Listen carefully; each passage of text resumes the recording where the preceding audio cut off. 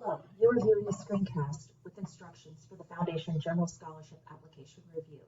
We have a new process for assessing the General Scholarship applicant pool to ensure that each student's application is read and assessed according to the rubric. In prior years, your assignments may have been based off of the college that you represent. This year, we have randomized the assignments to be fair and equitable and inclusive.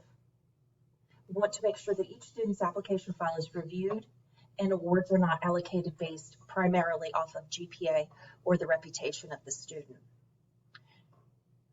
If you were able to join a Zoom session that Pam hosted a couple weeks ago, she reviewed how to look at the student's application holistically, to include reading the essay, evaluating the essay, the reference letter, extracurricular activities, merit and need. They are to be considered, not just merely the GPA. If you have specific questions or were not able to be part of that training, we do have video clips, or at least we hope to have video clips in the email that you are receiving at this time with these instructions here. You can also ask Pam directly or view the video for any clarification you may need on the process and how to evaluate. The intent of this video is to explain how to use this document here with your assignment along with the software. It's slightly different this year. As you might notice, we have a reviewer score column that we'd like for you to populate. I am logged in currently in the software as Donna Albano, and I have already gone through this process a couple different times.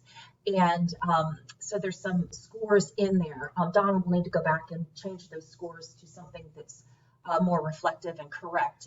I just did it for demonstration purposes. Here what you're seeing is basically what we call a normalized or percentage score. The score that you get when you are on the rubric is a raw score. It's just adding up the numbers. The rubric is weighted differently, and I'll show you that when we get there. I'm going to pull this aside and we're going to go into the software. Keep in mind, again, I am logged in as Donna Albano. So when you come to the software, you'll go to the References and Reviewers tab. You'll log in with your Stockton Portal credentials. So as if you're going into the portal to do something there, a timesheet or something like that. They use the same credentials. You log in, and this is how Donna's screen will come up. If you do not get this view where you can see all the scholarships, then you would just go to Reviewer, select Reviewer, and this is the view you should see. For Donna, because she represents the School of Business, everything that is assigned to Donna is from the School of Business, except for the one that we're going to review today. So as I scroll down through here, you can easily see what things are assigned to Donna, because of course they're highlighted in red and on the right. We're going to scroll all the way down to the Stockton University Foundation Scholarship, and we're going to be looking for a gala. It'll also stand out to you because, again, it'll be in red and highlighted on the right side. Applications to chair, and again, in every situation, this is always important. We'll come back to this, and I'll show you how you see the normalized or percentage score in applications to chair. So the things to know about when you're looking at this is the area you want to be for this video, is over here is what is assigned to you. So there's no two students that should be assigned, or a student should only be assigned to one person for review. So even if you're working with a partner, they're going to have a different assignment, and you can tell that from the Excel sheet. So two people that are working together would not have the same people to review. So here's an example. They have different people to review. So you'll be doing this for the general scholarship application, and you're looking at different people and you're evaluating them and putting the score back over here. Now, why will you put the score here? Well, you're going to keep that score for yourself as well, should you need it later on, but you're going to send that back to Kathleen and myself, and we'll compile all the scores. This will help us as we go through the general scholarship review to award those students. So let's go to the review process. It's basically the same as what you've done in the past. But the only difference is you're recording the score, the normalized score or percentage score, back in the Excel document and sending it to us. So let's start. I've already done this several times, and you can see on the document as when I was pretending to be Donna, I got a score. Here it's giving me, and it's just adding up the numbers from the rubric. The essay and the letter of reference are weighted heavier. They have a heavier weight to them than the extracurricular activities, the GPA, and the credits. So I'll show you that as I go in. So the way we have this working or corresponding for you is within your section, it should be alphabetized. In this case, I haven't gotten to that area yet, but in Donna's area, it's alphabetized on first name alpha for Donna's section. Same over here to help you kind of go through. So you begin by selecting begin. It should come up in a side-by-side view. Quick refresher. In this case, it looks like Ron Hutchinson did review this student. So you would click on Ron's evaluation, and then you can navigate back. So you would review the essay.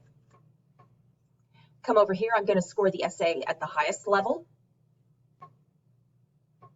And if, not the essay, the letter of reference. He has a letter of reference. And then the essay is down here. So here's where all the questions to the students are. Keep in mind that the student had to answer question number 1 and any 2 of the questions 2 through 5. Also the correct extracurricular activities. If the student had any, are right here. So you can assess that. You can also gather that from the essay if the student wrote that in there. The GPA. So for the extracurricular activities, again, I'm going to just score everything at the highest level to show you that. And then I would hit submit. When I hit submit, I want to show you this. It just advances to the next student. So you see the student's name here. When I hit submit, you can see the system processing, and it automatically advances you to the next student. I would suggest trying to go through. You can just stay on this screen and do as many as you possibly can. Clearly everyone has about 50 students, give or take a few.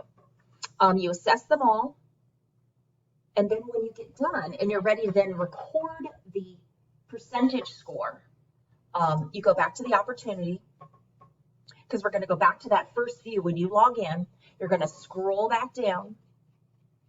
One thing we do not want you to do this time is to encumber. We usually ask you to encumber when it comes to the individual named scholarships that are from your particular school or the school that you're representing. In this case, we do not want you to encumber for the general scholarships, because that's why we're scoring these, is so that we can all then discuss these students. Hopefully the score that you're getting from the rubric will then assist us. In this particular situation, applications to chair. So you can see at this point, I've done 9 evaluations. Again, Donna will have to go back and switch all of those. But you go to applications to chair. I've created a view specifically for Donna, and it automatically defaults for Donna. We'll go through and we'll try to do that for every single person. But the reason we did that is so that the reviewer score, keep in mind, if Donna had evaluated or if I had evaluated all of them, all the scores would be populated. But because I haven't, you can simply sort these. And you can see I scored some people rather low. To other people, for demonstration purposes, I scored rather high. So that would then transfer that score back into the Excel file over here, save it, and then send us a copy. So you're going to send it to Kathleen and myself, or Kathleen alone, and we will then compile all of the reviewer scores and then provide it back to the committee. Some things to keep in mind. The highest score that you can get in the raw score is a 22. However, clearly a normalized score or a percentage score, so a perfect score, of course, would be 100. So that's looking more of a percentage, what you would be familiar with. If there's anything that this process that we didn't cover, we realize that this is new, it's different. This is really our attempt to try to make sure that all students are evaluated. We hope that this is clear here. We understand also that this could be somewhat cumbersome and more work. It's clearly not to try to confuse everyone, but to create a opportunity where every single student, we're sure that every single student has been evaluated, and that we can clearly discuss these students when it comes to the selection process during when the committee meets. We thank you so much for your time. We realize this is a great deal of your time to do this, a great deal of commitment to the students, to the process, and we truly appreciate it. We're ready for your feedback at the end.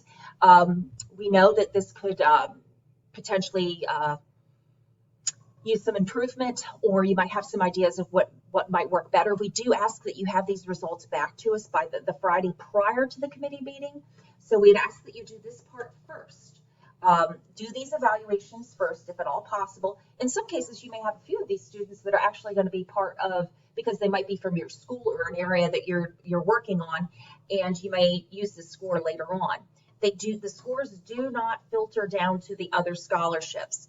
And there is a reason for that, because, well, there's technically a reason within the software, but then there's a reason why we wouldn't want to do it philosophically, because an evaluation at the general level may be very different than what it is at the school level, and how you view that student. And we could discuss that later. But we do appreciate your time. Please contact myself or Kathleen for any questions as it relates to the process within the software. If you have questions on how to effectively and fairly do the evaluation in this form, please contact Pam and she can guide you with those questions as well. Thank you so much, and we look forward to seeing you later this month or next month.